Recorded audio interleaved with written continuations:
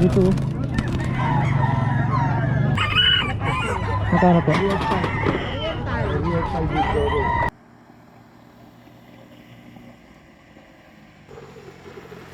Good morning mga kalapatids, Pastor Trekelov here, nagbabalik para sa sana namang malupit na Petchangi Vlogs. At nandito tayo ngayon sa Kalumpit, Bulacan mga dre. On the way tayo sa Baliwag, no mga dre. So pupunta tayo doon para tumingin ng mga panindang hayop, kalapate, manok. Pero focus tayo sa kalapate mga dre. Pero meron doon mga manok, kambing, at mga ilan-ilan, baboy, pusa, mga ganyan.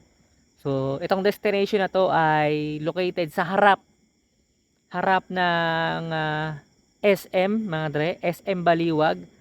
At katabi nito yung National University, no, mga dre. So, sa harap lang nun, mga dre. So, every Wednesday ng umaga. So, ngayon maaga tayo kasi maaga rin nag-uumpisa yon at maaga rin nagsasara, no, mga dre. Kaya naman madaling araw, bumira na tayo ng biyahe. Check natin, ayun, aga pa nga. Parang wala ka nasitinda mga tol. Wala kaya tayo mga ano. Tsaka may nakaparatang mga truck. Ano ba to? Dito pa ba? Dito pa ba yung mga tiyangge?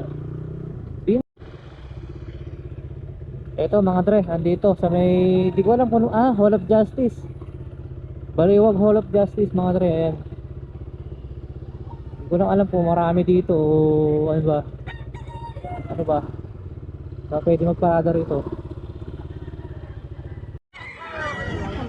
Ito, check natin mga dre.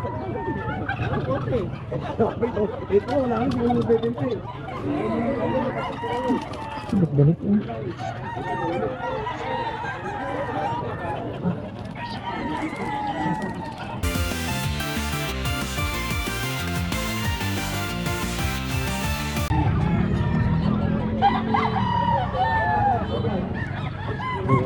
Maganda mga dre.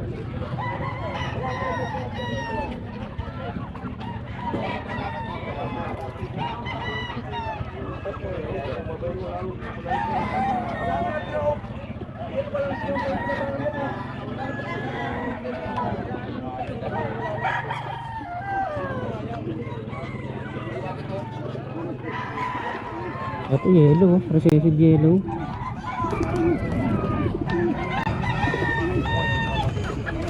Ay, Tipler yata to.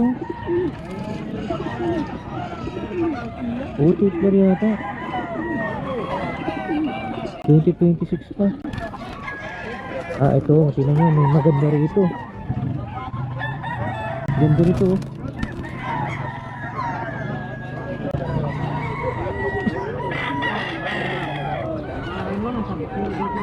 Sagat nyo kayo. Ano yun, sir? Dito po, ito sa... Magkano? Yung kulay pala yung ulo. Magkano sa ganyan? Bayan? Babae? Magkano yan? 500. 500. Ganda ng ulo niya, babae.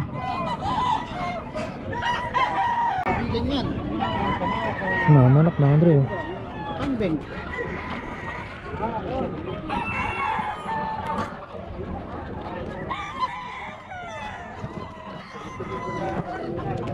Ito mga fancy.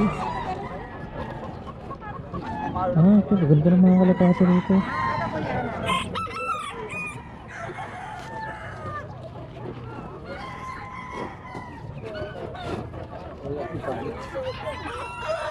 Wala. Ang ganda. Ano anak mo? Magkano sa ganito niya? Magkano po? 1K na lang pares. Magkano po? 1K na lang pares. 1K? Ang gano, iba-iba oh.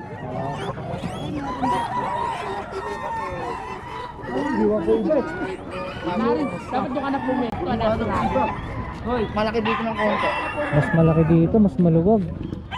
Tsaka hindi dinadaan-daanan ng mga tao. Si Master Desto kaya nandito. So yun, what's up mga dre? Mabilis ang transition. nandito na ulit ako sa bahay mga dre. Pag uwi ko natulog ako kasi sobrang aga talaga ng bira natin. So ito nga pala yung mga kalapati ko mga dre. Ayan. So mga 30 minutes din ako nag-aabang doon mga dre. Doon sa Tianggian na yon. Eh wala nang ibang dumarating, wala masyadong ganap mga dre at puro manok. Puro manok yung mga nandun. Wala masyadong kalapate mga dre. Ayan. So kanina nakita nyo naman, naka-helmet ako.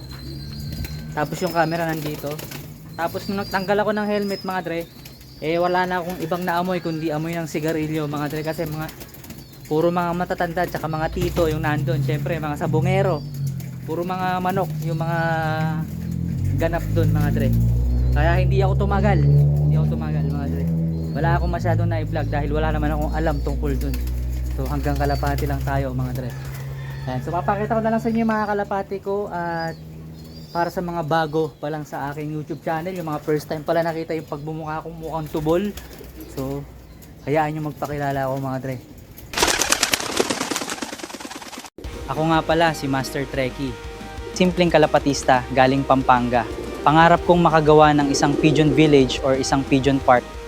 Mahilig ako sa mga red-white racing pigeons at iba-iba ang mga linyada na meron ako. Tara, ipapasyal ko kayo sa aking munting loft at YouTube channel. So ito mga dre, yung mga kalapati ko, puro brown ng kulay mga tol. Puro mga red. Ayan o. Ito pinagpaparis ko to. Stieshelbout, Hymelin. Tapos ito anak niya. Anak ng Stieshelbout mga dre. So, ito lalaki. Yan. Lalaki tapos dalawang hen. Bahala na kung sinong paparisan niya dyan. Kaso nga lang, ito, parang balagbag siya pumaris eh. Parang manyakis. Kumbaga sa tao. Balagbag siya manligaw kasi dati, etong si Stieshelbout, pinarisan ko nito. Isang linggo sila nagliligawan, walang nangyayari. Tas eto, nilipat ko dito. Isang araw lang, pinarisan niya na. Ayan, pares na sila. Kumpara mo dito na nandito siya dati kay Stieshelbout. Isang linggo yata. Isang linggo sila nagliligawan, wala nangyari. Siguro ito manyakis to. Yung kumaga parang mahina dumiskarte sa babae. Mga dre. Anyways, ito si Red 5 at saka si Eagle 5. Tapos ito, Tiger Grizzle tsaka isang Pakistani High Flyer. May itlog na sila. Crossbreed yan mga tol.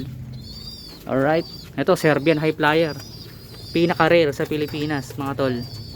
Pero syempre sa Serbia hindi na rare yan, common na yan.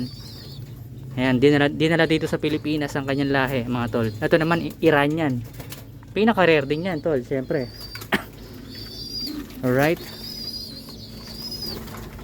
O siya, pakainin na natin, tinanghali na ako dito. Siguro hindi na para sa akin talaga yung ganong klaseng content yung sa Petchange mga tol. Hindi ko rin alam eh, ba't ko ginawa yun eh. Ba't ako naglaan ng oras dun eh. Anyway.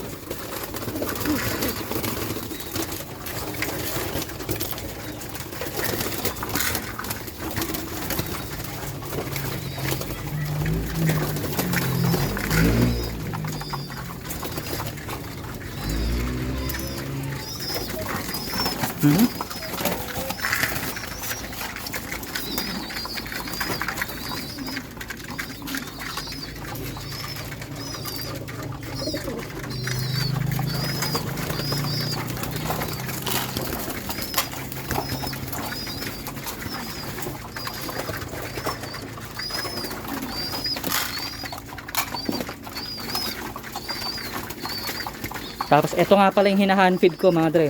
Tara pakita ko sa inyo paano ko siya hinahandfeed ah.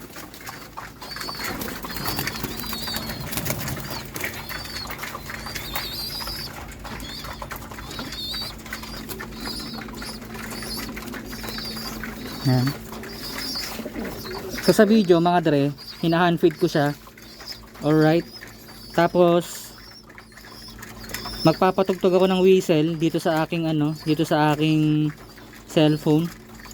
So syempre hindi ko na siya mabibidyohan kasi hindi pwede magpatugtog at magvideo. So balikan ko na lang kay mamaya kung makakabalik pa. Like, comment, and subscribe kung napasaya ka ng video na ito. Happy flying!